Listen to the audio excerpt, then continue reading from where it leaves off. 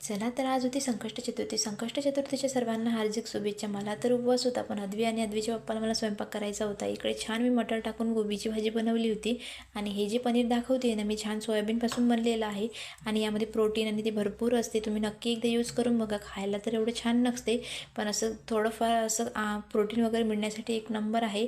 आणि असं मी तुपामध्ये छान फ्राय करून घेतलं आणि अद्वीला असं येता जाता खायला देणार होती, कारण स्वयंपाक होईपर्यंत तो म्हटलं मध्ये मध्ये करेल. आणि इकडे मला चक्कीत दळण दळायला द्यायचं होतं. हे म्हणजे काय आहे तर यामध्ये नाचणी, बाजरी, ज्वारी सगळं ॲड केलं होतं आणि हिवाळ्यामध्ये याची भाकरी एक नंबर लागते आणि पौष्टिक असते खायला.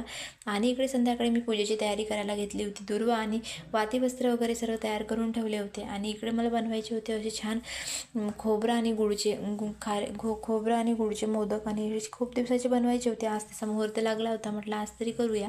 बरेच दिवसाची करतो म्हटलं तर करणंच होईना गेलं. आज केलं. तर अशा प्रकारे छान चुरून वगैरे घेतलं, एकत्र किसून घेतलं आणि त्याचे छोटे छोटे असे मोदक तयार करायला घेतले.